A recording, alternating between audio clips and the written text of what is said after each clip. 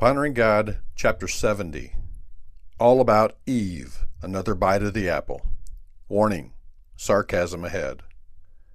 Before I get into my thoughts, I need to state a couple of disclaimers.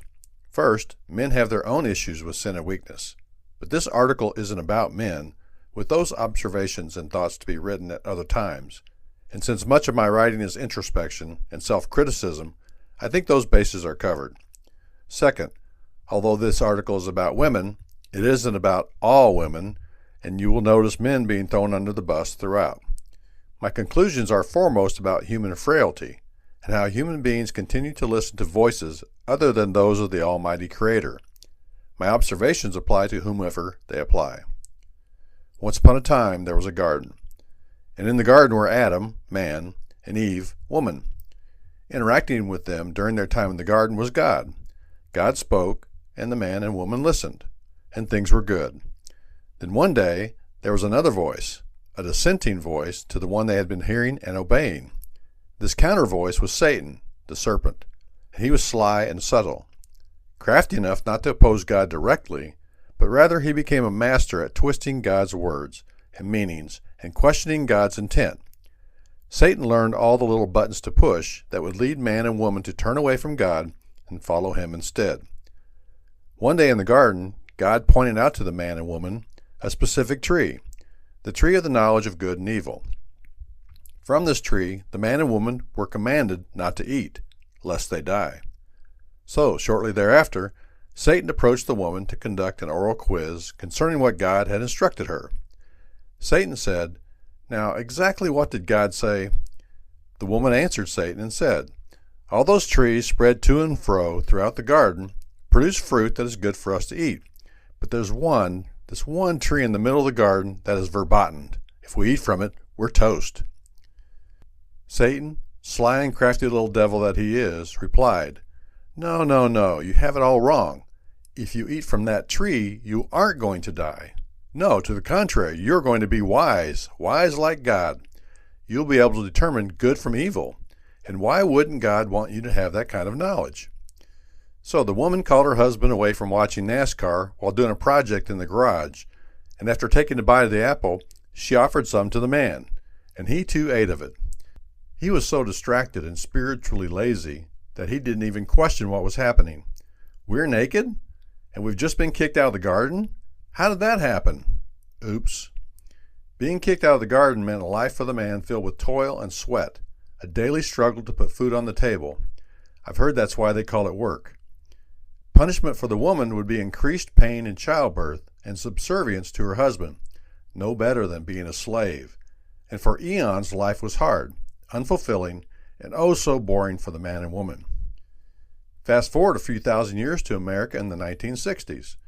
Satan had been whispering to the man for all those thousands of years, "Come on, man, all those prohibitions laid down by God regarding sex, there must be a misunderstanding.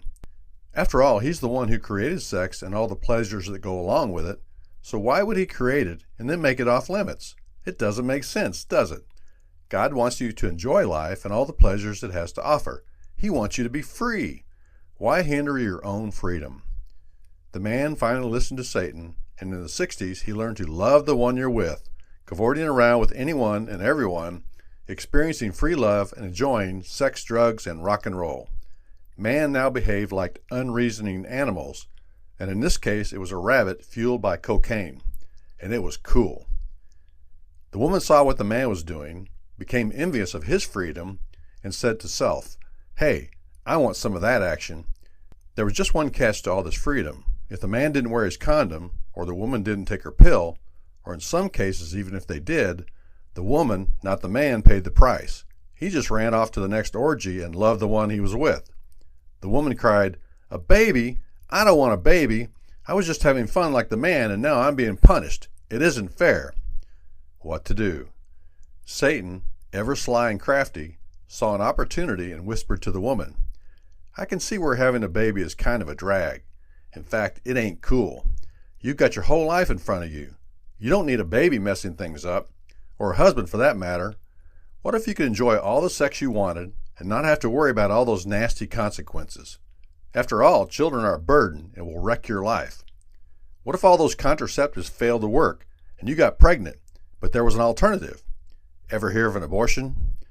50 years and 55 million discarded blobs of tissue, fetuses, woman's choice, unwanted pregnancies, terminations later, woman is still dealing with the consequences of her bite out of the apple.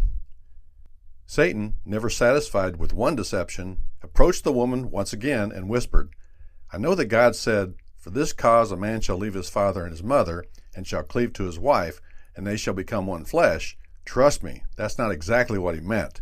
He knows that a woman doesn't necessarily need a man, and that marriage in most cases is just legalized slavery, benefiting only the man. Not only do you not need a man in your life, but any children you do decide to keep don't need a father. You can play both roles. And when the woman saw that the apple was a delight for the eyes and good for food, she took a bite from it and ate. Lately, Satan has been whispering to the woman another of his big lies. I know that God said male and female he created them, but once again, don't be deceived. There is no difference between you and the man. Anything he can do, you can do even better. Not only can you do everything that he can, and not only do you not need the man in your life, but you can actually become a man. The woman holds the shiny apple in her hand and lifts it to her mouth.